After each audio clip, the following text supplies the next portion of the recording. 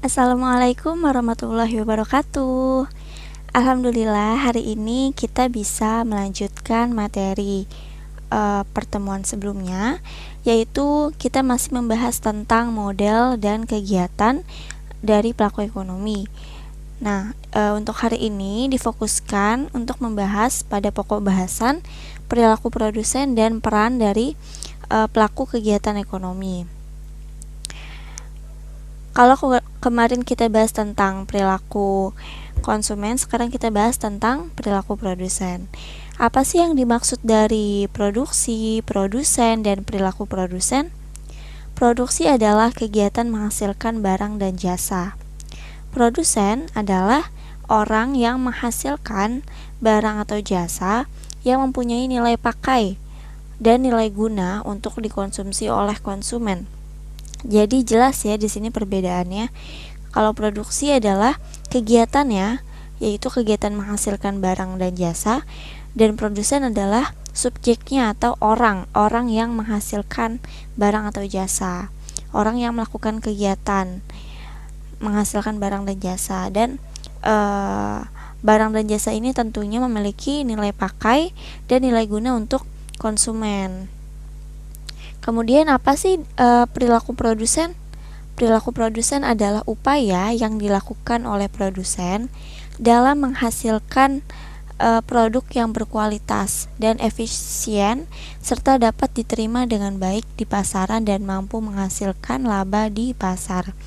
Jadi perilaku produsen adalah upaya atau usaha dari si produsen ini untuk menghasilkan produk yang berkualitas, produk yang efisien, sehingga produknya itu dapat diterima baik oleh konsumen. Kemudian di sini ada teori dari perilaku produsen. Ada dua teori. Yang pertama, produksi dengan menggunakan satu variabel bebas, dan kedua nanti membahas tentang produksi dengan menggunakan dua variabel bebas. Untuk yang pertama, maksud di sini adalah kombinasi penggunaan satu variabel bebas dalam proses produksi dapat diterapkan dalam produksi pertanian, di mana hanya terdapat satu variabel bebas, yaitu manusia atau tenaga kerja, sedangkan variabel tetapnya adalah tanah dan mesin-mesin pertanian. Dengan adanya satu variabel bebas dalam proses produksi, maka seseorang produsen hanya dapat mengubah atau menambah jumlah tenaga kerjanya saat mengharapkan hasil produksi yang besar. Pada mulanya, pertambahan terhadap tenaga kerja akan menyebabkan produksi total dan marginal produksinya meningkat. Tetapi seiring dengan bertambahnya jumlah tenaga kerja yang digunakan, marginal produksinya menjadi meningkat. Tetapi seiring dengan bertambahnya jumlah tenaga kerja yang digunakan tadi akan mengalami penurunan juga hingga mencapai titik nol atau disebut dengan law of diminishing return. Jadi yang dimaksud di satu variabel bebas ini contohnya tadi pada produksi pertanian. Dalam produksi pertanian ini, petani itu bisa memilih kan yang bekerja itu menggunakan tenaga manusia atau tenaga kerja, itu yang disebut dengan yang disebut dengan variabel bebasnya. Nah, variabel tetapnya yang digunakannya yaitu mesin-mesin pertanian, tanah, gitu. Pokoknya yang membantu proses produksi gitu. Nah, kalau dua variabel bebas ini produksi dengan menggunakan dua variabel bebas, jadi adanya kombinasi yang berasumsi bahwa pada jangka waktu yang relatif lama, semua faktor produksi akan berubah menjadi faktor variabel. Maka dari itu, dibutuhkan kombinasi yang baik antar variabel agar menghasilkan produk atau output sesuai dengan yang diharapkan konsumen. Nah, kalau tadi kan hanya satu variabel bebas, yaitu mesin atau tenaga kerjanya, dan sifat dari variabel tetapnya itu contohnya tadi mesin, kemudian tanah itu dia sifatnya tetap. Misalnya dalam satu periode itu dia nilainya 50, maka akan terus bernilai segitu karena dia bersifat tetap, dan variabel bebasnya manusia atau tenaga kerja itu baru bisa berubah-ubah. Sedangkan kalau dua variabel bebas ini, kedua variabelnya mengalami perubahan karena pada teori ini berasumsi bahwa dua variabel ini dalam waktu yang lama akan mengalami perubahan dan output yang dihasilkan sama. Misalnya pada kombinasi yang pertama, tenaga kerja inputnya yaitu bernilai 20 dan mesinnya bernilai 80, output yang dihasilkan 1000. Nah, pada periode berikutnya bisa berubah, yaitu tenaga kerjanya 50, modal atau mesinnya 40, dan output yang dihasilkannya tetap 1000. Begitu seterusnya. Ada perubahan di sini. Oke, kita lanjut ke peran pelaku ekonomi. Sebelumnya kita harus tahu dulu ya, siapa aja dari pelaku ekonomi. Di sini ada rumah tangga konsumen, rumah tangga produsen, ada pemerintah, ada masyarakat luar negeri. Nah, keempat ini adalah pelaku dari ekonomi dan masing-masingnya memiliki peran dalam ekonomi.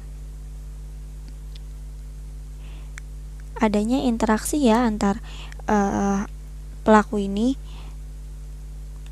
Yang pertama ada rumah tangga konsumen atau RTK. Peranan dan kegiatan yang dilakukan oleh rumah tangga konsumen tidak terlepas dari sumber daya yang dimiliki dan sumbangannya dalam interaksi ekonomi. Nah, perannya apa aja sih? Pertama, si rumah tangga konsumen ini berperan sebagai penyedia atau pemilik faktor produksi. Kelompok rumah tangga konsumen ini berperan sebagai penyedia atau pemilik faktor produksi yang dibutuhkan produsen untuk menghasilkan barang dan jasa.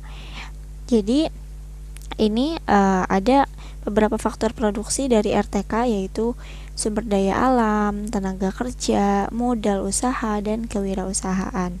Kemudian setelah itu dia juga bisa mendapat imbalan atau balas jasa. Sebagai pemasok atau pemilik faktor produksi, dia menerima balas jasa seperti pemilik tanah, tentunya bisa mendapatkan uang sewa. Kemudian pemilik modal bisa mendapatkan bunga modal. Kemudian tenaga kerja bisa mendapatkan upah atau gaji. Kemudian kewirausahaan juga bisa mendapatkan bagian dari keuntungan. Nah, bertindak sebagai konsumen. Kelompok rumah tangga konsumen merupakan kelompok masyarakat yang kegiatannya menghabiskan atau mengurangi nilai guna barang. Nih, jadi di sini sama aja kayak mereka ini menghabiskan nilai guna barang atau jasa serta dalam bentuk barang dan jasa. Selain itu, rumah tangga konsumen ini mengeluarkan uang untuk menabung atau membayar pajak kepada pemerintah. Selanjutnya ada rumah tangga produsen. Rumah tangga produsen merupakan kelompok masyarakat yang melakukan kegiatan produksi. Rumah tangga produsen sering disebut sebagai perusahaan yang terdiri atas perusahaan besar maupun perusahaan kecil. Nah, kegiatan rumah tangga produsen ini berkaitan erat dengan kelompok pelaku ekonomi lain, yaitu termasuk yang tadi, rumah tangga konsumen. Apa aja sih perannya? Pertama, sebagai penghasil barang dan jasa. Rumah tangga konsumen di sini baik secara langsung maupun melalui distributor dalam kegiatan jual beli. Kemudian untuk pemerintah atau rumah tangga negara yang merupakan alat-alat atau barang keperluan jalannya pemerintahan. Penyaluran ini dapat terjadi di pasar barang ataupun secara langsung. Sedangkan di masyarakat luar negeri ini, yaitu negara-negara asing yang membeli barang dan jasa di negara kita gitu. Nah, yang kedua, sebagai pengguna faktor produksi. Agar mampu menciptakan atau menambah nilai guna barang dan jasa, produsen memerlukan berbagai faktor produksi seperti sumber daya alam atau bahan baku, modal, tenaga kerja, dan keahlian. Yang ketiga, sebagai penggerak kegiatan ekonomi. Selain berperan dalam menghasilkan barang dan jasa, kegiatan rumah tangga juga merupakan penggerak dari kegiatan ekonomi. Adanya kegiatan produksi akan menciptakan permintaan terhadap bahan baku, tenaga kerja, modal, dan kewirausahaan, sehingga pada akhirnya meningkatkan balas jasa yang diterima masyarakat dan kesejahteraan masyarakat pun meningkat. Kemudian pemerintah. Pemerintah memiliki dua peran, yaitu sebagai konsumen dan sebagai produsen. Sebagai konsumen, untuk menjalankan rumah tangga negara, pemerintah memerlukan barang dan jasa dari rumah tangga perusahaan. Misalnya untuk keperluan dinas, pemerintah memerlukan berbagai peralatan dan perlengkapan kantor. Selain itu, untuk kesejahteraan masyarakat, pemerintah melalui anggaran belanja negara akan membiayai penyediaan sarana publik seperti sekolah, kemudian rumah sakit, jalan, jembatan, transportasi umum, telekomunikasi, dan lain-lain. Dari gambaran tersebut, pemerintah berperan sebagai konsumen karena sifatnya menghabiskan atau mengurangi nilai guna barang dan jasa. Selanjutnya, sebagai produsen. Di sini dikhususkan pada barang-barang yang menguasai hajat hidup orang banyak, seperti produksi listrik, air, dan sumber energi. Meskipun demikian, kegiatan produksi pemerintah tidak harus dilakukan sendiri oleh pemerintah. Pemerintah dapat menunjuk perusahaan-perusahaan negara seperti yang kita tahu, yaitu contohnya ada PT Telkom yang berjalan di bidang komunikasi, kemudian ada PT PLN yang berjalan di bidang ketenaga listrikan, dan sebagainya. Nah, yang terakhir ini adalah masyarakat luar negeri. Masyarakat luar negeri merupakan pelaku ekonomi yang penting. Berbagai bentuk kerjasama dalam bidang ekonomi dapat dilakukan dengan masyarakat luar negeri.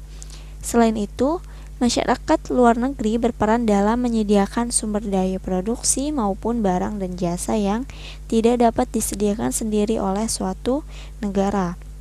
Misalnya, suatu negara yang mengalami kekurangan modal atau kegiatan investasi dapat meminjam dari negara lain, atau ketika produksi minyak tidak dapat mencukupi kebutuhan dalam negeri, maka negara tersebut mengimpor dari negara mitra dagangnya. Jadi, di sini masyarakat luar negeri berperan untuk menyediakan kebutuhan suatu negara yang dimana di negara tersebut tidak memiliki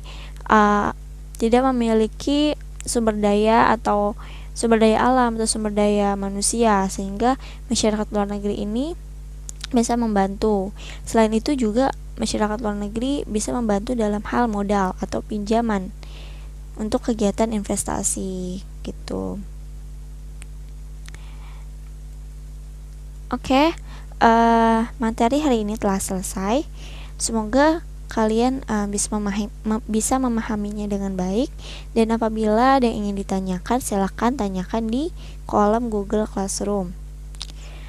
Materi pertemuan selanjutnya yaitu kita akan membahas tentang model kegiatan ekonomi, dan itu adalah pertemuan terakhir di KD 3.3. Oke, sekian dari saya, semoga bermanfaat. Assalamualaikum warahmatullahi wabarakatuh.